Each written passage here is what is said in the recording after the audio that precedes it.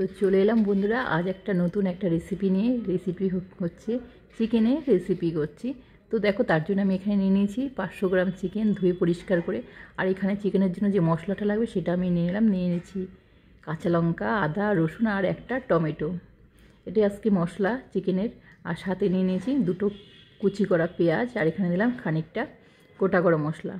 এটাই আজকে এই দিয়ে আমি আজকে মাংসটা রান্না করব। দেখো এখানে সাদা তেল দিয়ে দিলাম কড়াইতে।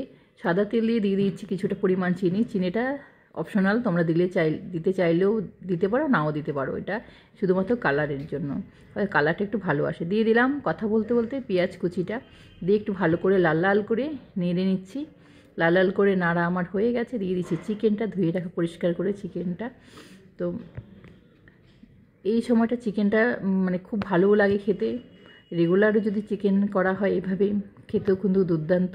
এক এক দিন এক এক রকম করে আমরা তো খেতেই পারি, কখনো এইভাবে খাই, কখনো অন্য কোনোভাবে।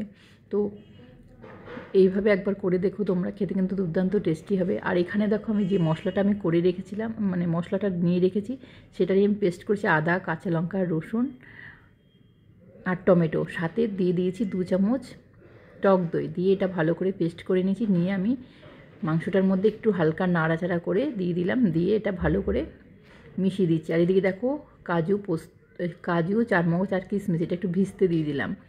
তো এখানে কথা বলতে বলতে দেখো নুন, হলুদ, জিরে গুঁড়ো, ধনে গুঁড়ো, কাশ্মীর লঙ্কা গুঁড়ো সেটা আমি দিয়ে দিচ্ছি। দিয়ে একটু হালকা নাড়াচাড়া করে নেব। একটু নাড়াচাড়া করে মিশিয়ে নিচ্ছি। মিশিয়ে নিয়ে এবার একটু ভালোভাবে করে নাড়তে হবে। না নাড়লে, নাড়াচাড়া করলে তলা ধরে যেতে পারে, কিন্তু তলা ধরে গেলে একদম খেতে ভালো লাগবে না। তো এটা দেখো তেল ছেড়ে দিয়েছে। এমন সময় বারবার করে নাড়তে হবে, খুব ভালো করে না নাড়লে একদমই হবে না। আর এই সময়টা একদমই সময় দিতে পারছি না আমি, কারণ একটাই একটু খুবই ব্যস্ত রয়েছি। তার মধ্যে সবার স্কুলের পরীক্ষা কম বেশি সবার শুরু হয়েছে। পরীক্ষার জন্য আমি একদমই টাইম দিতে পারছি না। আর আমার বলে নয়, সবারই এই সময়টা সব বাচ্চাদেরই পরীক্ষা চলে, যারা বাংলা মিডিয়ামে পড়ে। তো খুবই ব্যস্ত সবার পরিবারে।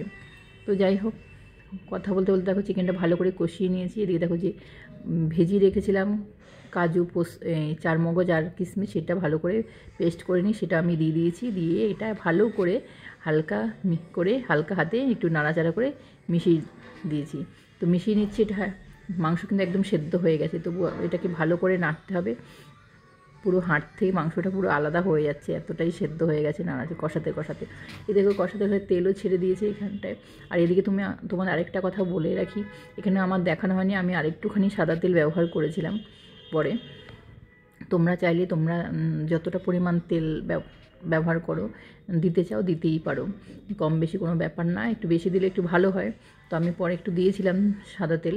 তো যাই হোক, তো দেখে মাংসটা ভালো করে তেল ছেড়ে দিয়েছে। আমি আবার কিছুক্ষণ ভালো করে নাড়াচাড়া করে একটু কষাতে রয়েছি।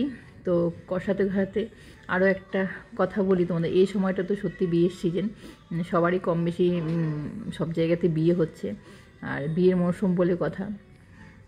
তো সবার তো বিয়েবাড়ি নিয়ে খুব ধুম লেগেছে। বেশ ভালো করে মানে সেজে গুজে যাওয়ায় ঠান্ডার মধ্যে বেশ ভালোই লাগে, তাই না? তো দেখো কথা বলতে বলতে আমি এখানে গরম জল ব্যবহার করেছি মাংসতে।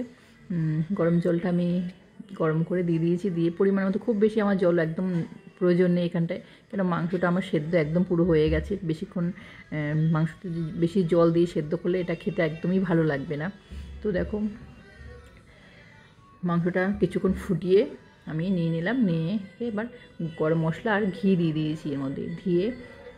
দেওয়ার পরে একটু ভালো করে হালকা হাতে একটু নাড়াচাড়া করে দিচ্ছি। দিয়ে আমার মাংসটা কিন্তু প্রায় রান্না কমপ্লিট হয়ে গেছে। তো এবার কিছুক্ষণ আমি গ্যাসটা বন্ধ করে দেবো, দিয়ে একটু ঢেকে রাখবো। গ্যাসটা আমি বন্ধ করে দিয়েছি, দিয়ে এবার ঢেকে রাখছি কিছুক্ষণ। তো 2 মিনিট পরে তোমাদের ঢাকা তুলে দেখায়। মাংসটা দেখতে কিন্তু খুব সুন্দর, খেতেও কিন্তু দারুণ হয়েছিল মাংসটা। তো তোমরা অবশ্যই এভাবে একবার বানিয়ে খেও। আর এই ভিডিওটা যদি ভালো লাগে অবশ্যই আমার পাশে থাকার চেষ্টা করো, আর একটু শেয়ার করে দিও। চলো আজকের মতো এখানটায়, পরে ভিডিওতে আবার দেখা হবে তোমাদের সাথে।